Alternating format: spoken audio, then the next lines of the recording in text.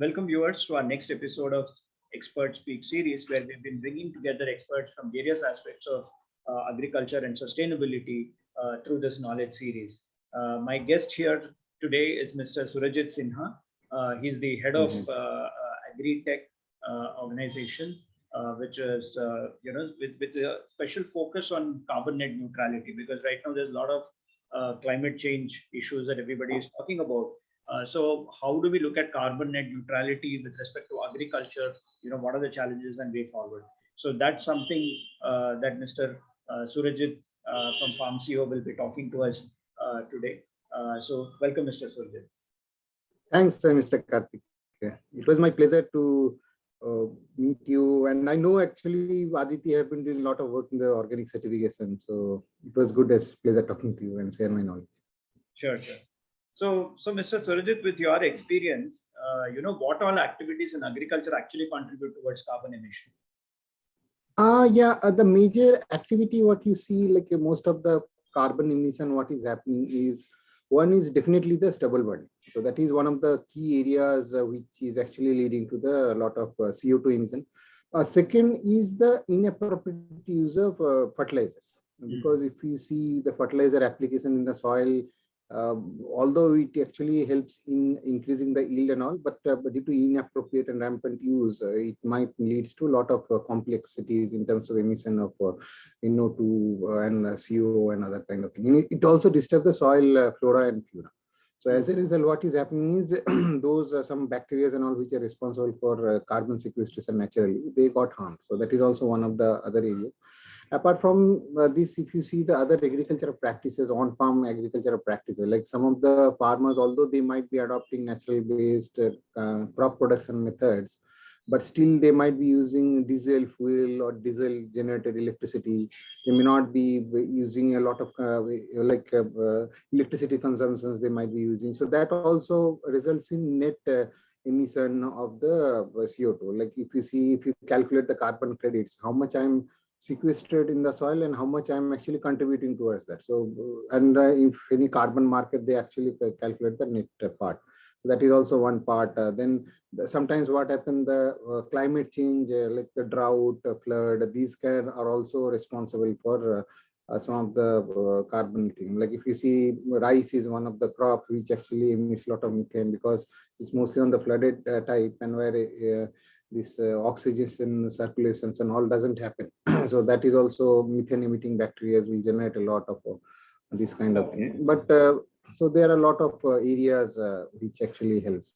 Okay. Contributing towards this. So you covered about different aspects which are contributing to this. So specifically, if you were to look at, do you think the Indian way of livestock production actually contributes to carbon emissions substantially? On the lines of probably even the livestock factory farming system itself. If you see livestock as such, if you see the Indian way and as well as the factory farming thing, there are two ways to do it. If you see the Indian way of farming, this is also one of the major contributors in terms of methane emission. But one question has to be there, like whether methane is it has to be GHGs, but whether methane is actually resulting in increase in the carbon, like the atmospheric temperature compared to CO2. That is also one part. But if you see the standard way of actually doing the livestock farming, there are certain methods like they actually use the residues like the cow dung and all for biogas plants, and they use more effectively.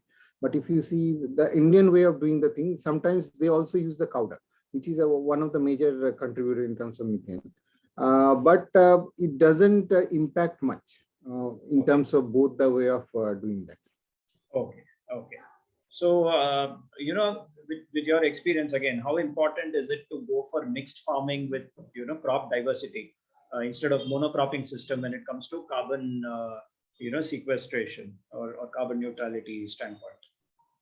Yeah, there are actually both the advantage. If you see monocropping, mixed cropping, and crop diversification. So monocropping definitely has an advantage on its own because the timber production and other kind of things, they have an advantage in terms of controlling the soil moisture, generating the water like the water content of the soil. So that is one of the advantage. Mostly the trees and other things, they use the monoculture.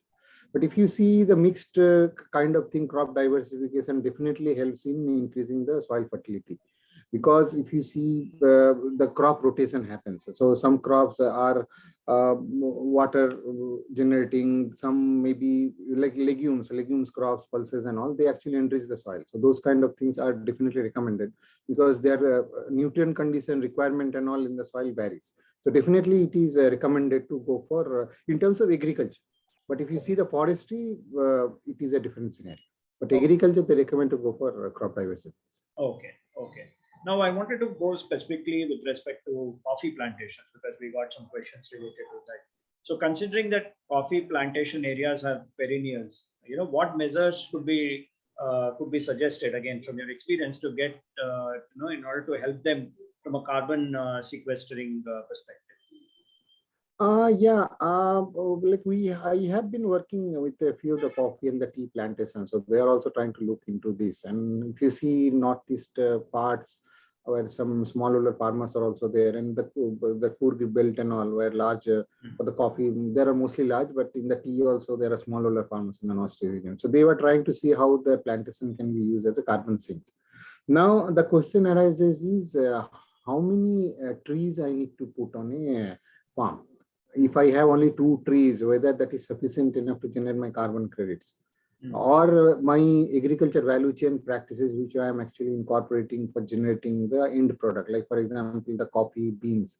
Now I'm using various methods in processing the coffee beans. Then I am putting onto the factory. So there are certain methods. Like what are the methods I am doing which might contribute to the generation of carbon? Like if I use tractors with the diesel, so instead of that, can I use a solar powered equipments and also that also contribute. Now the question arises, like if the number of trees I need to put it on the plantation. Like if I see that there are less number of trees, and each species of trees has a specific carbon sink, so they are all defined. Like if I know the pine tree compared to some other kind of tree like horticulture trees or this, so their carbon sinks varies from species to species. Now we have to identify like how many trees per acre is required to generate certain amount of credits.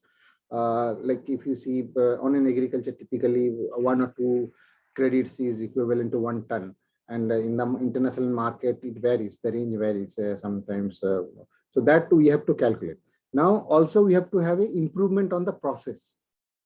So that will be having the net carbon. So that process has to, like the application of fertilizer, the time of application of fertilizer, then the early warning system, like the rampant use of fertilizer can be avoided, then organic manures or some kind of maybe the early warning system regarding heavy rainfall, the drastic climatic change, pest and disease attack might. So these are the various kind of practices which has to be given apart from planting trees. Okay, okay. So these are some best practices to follow. Which are some practices which have a negative impact on this sequestering of carbon? Mostly the erosion part. Like if you see the rampant use of fertilizer is one part.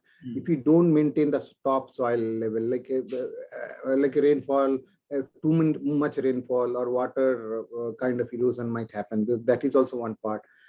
Then if you don't use some kind of organic like mulching kind of thing, like the crop residues management, where actually you just try to put it in the soil in situ kind of application. So that also enrich the soil thing. But these are the activities, mostly the barren land. Sometimes if you keep the land barren for a long time, it actually erodes. Okay. So those kind of things. Okay. And my last question, Mr. Surajit, would be, which are the agencies that are trading the carbon credits? There are 2-3 ways to do that. If you see the carbon credit markets, so there are 2 ways. One, you have to register the project in certain registry, like Vera is registry is there, Gold Standard registry is there. So there you just register your project in that registry, where they are registered, they validate and they validate your methods, they see how much and they trade it on behalf of you. And there are certain ways the voluntary carbon market.